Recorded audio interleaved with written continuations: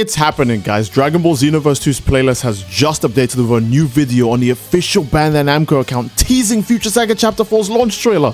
So you guys better get ready because the spam I'm about to unleash upon you with the DLC videos are going to be firing out like Vegeta's technique. Hello everyone, it's me again, Steve Doge here, and Xenoverse 2 has just released a hidden video about the DLC of Future Saga Chapter 4 on the official Bandai account. And you can see here it is fully ready but unavailable as to not spoil the surprise too early, like when they spoiled Dragon Ball Xenoverse 3 this exact same way earlier this year. This is most likely why there was no Xenoverse 2 stuff in V-Jump this month, because this is the launch trailer and they don't want to spoil all of the content in here by releasing it in a magazine when it would generate like infinitely more hype if we just see it in action. And since this is a launch trailer, that means this is coming out very soon. It could be tomorrow, it could be in 2 days, it could be later today. It's the launch trailer. It could literally just drop at any moment, and when it drops, the DLC is dropping the exact same time or 1 day after, because that's always been the formula for the Future Saga DLC releases.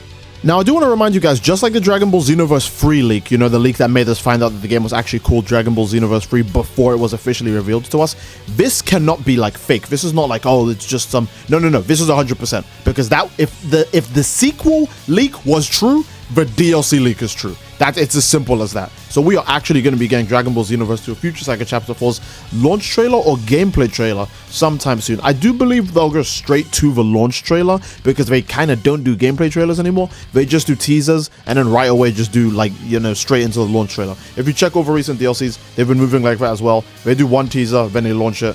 Future Saga Chapter 4, Future Saga Chapter 3, Future Saga Chapter 1, you know, the extra stories with Beast Gohan, all that stuff. One teaser, one launch trailer. And if we're getting this like one unavailable hidden video like now and it was updated today, something's gonna happen soon, whether it's tomorrow, whether it's in a week, who knows, right? They're just getting ready to release something. And yes, you can actually check it's not related to anything else. If you check all the other Bandai Namco channels, some of them have updated, some of them don't. It's that weird thing, just like the Xenoverse 3 leak, where only like a few people like maybe made a mistake, except with that one they actually just titled the whole playlist Xenoverse 3. That was the big mistake. With this one, it's just a regular update to the Xenoverse 2 playlist, so it's not as damning as the Xenoverse 3 one, but still, why are they updating a playlist if there's nothing going on? That's weird, right? You don't just update a playlist of nothing, and it's not like Xenoverse 2 had any other trailers going on that they've missed out on adding to the big roster of trailers. So this is definitely going to be the actual like launch trailer for Future Saga Chapter 4. And if it's the launch trailer, again, I want to remind you guys,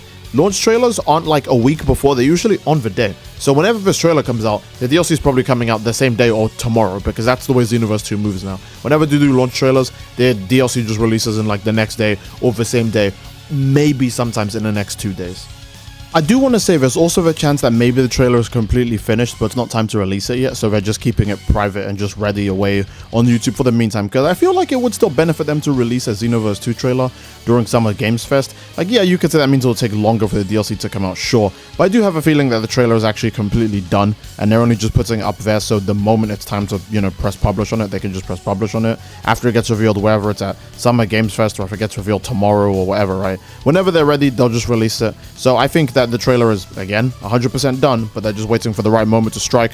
They probably don't want the trailer to like coincide with the release of Sparking Zero's like Super Limit Breaking Neo, because those both release kind of around summer, and obviously they're both going to kind of compete for like screen time or for attention across the Dragon Ball fan base. They probably want to space out the releases of those, so when people are getting bored of Super Limit Breaking Neo, the Xenoverse DLC comes out, or vice versa. People are getting bored of the Xenoverse DLC and then Super Limit Breaking Neo comes out. It's a good way to maximize like enjoyment of the fan base as well as get more money, because, you know, they just finished like all their dopamine from like one of the games and they're going to move on to the next game, right? That's kind of a really easy like marketing, like, you know, company way to extend playtimes between games. But if they do that like way too close together, it's just going to mess everything up. There are multiple times I can think about this, like Dragon Ball games having DLCs around the same time.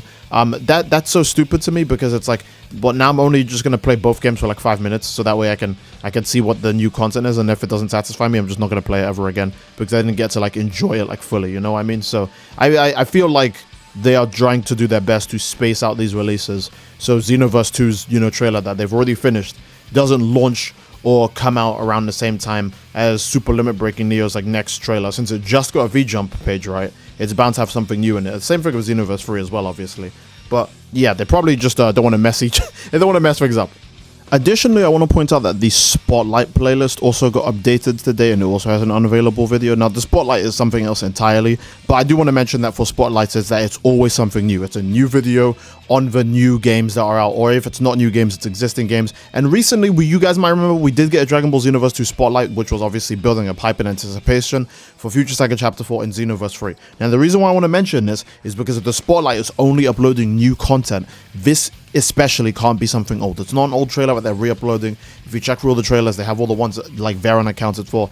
It's something entirely new, and it's something entirely unique, obviously, hence why Xenoverse 2 didn't make an appearance in V-Jump, even though it's got a big DLC coming out. Again, they didn't have to do, like, new information. They could have just did old information.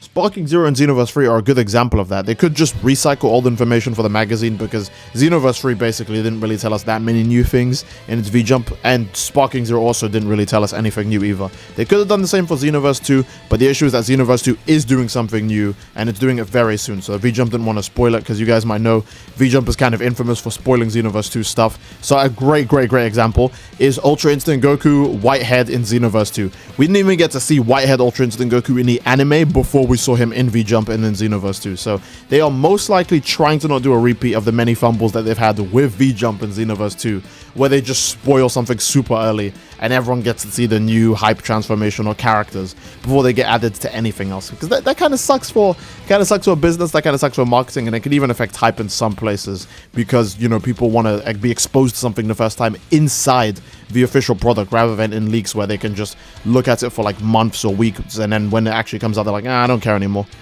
Another thing is that this chapter trailer has to be kind of long now that I think about it, because if you compare the length of the other Future Saga chapter trailers, they're all super duper long, but the first one is, like, you know, obviously very long because it's the literal first one, and this is the literal last one too, so it's also going to have a gigantic length when it comes to runtime, and that's making me think, how absurdly long can they make this? Mostly that's due to the fact that there'll be new transformations, new characters, etc.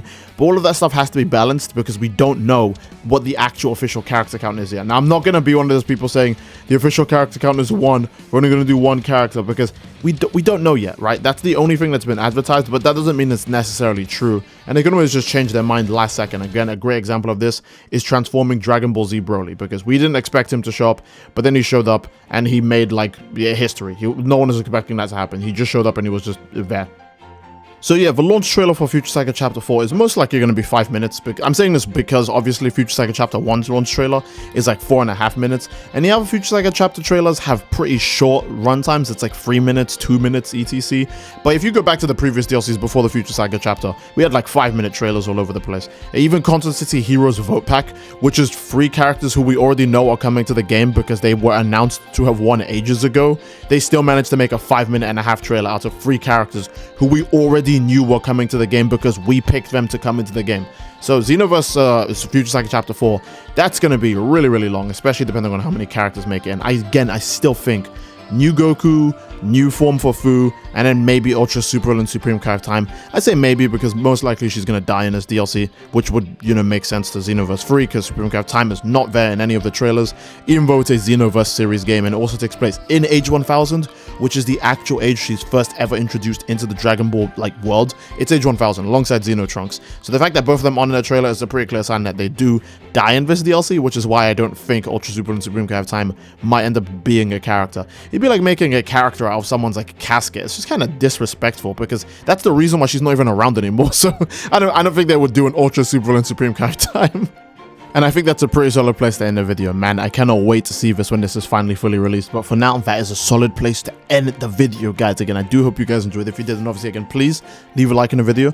Don't forget to subscribe, it greatly supports the channel. And leave a comment down below as to what you'd like to see next, fellas. What do you think is going to be in Future Saga Chapter 4? Because I know it's going to be Superhero Goku, a new form of Fu, most likely since he's the new main antagonist, and maybe something for Supreme Kai of Time. But I'm actually open to hear any ideas you guys have. And that will be it. Again, I do love you all. I hope you enjoyed, and I'll see you all next time. Take care and peace. Bye bye.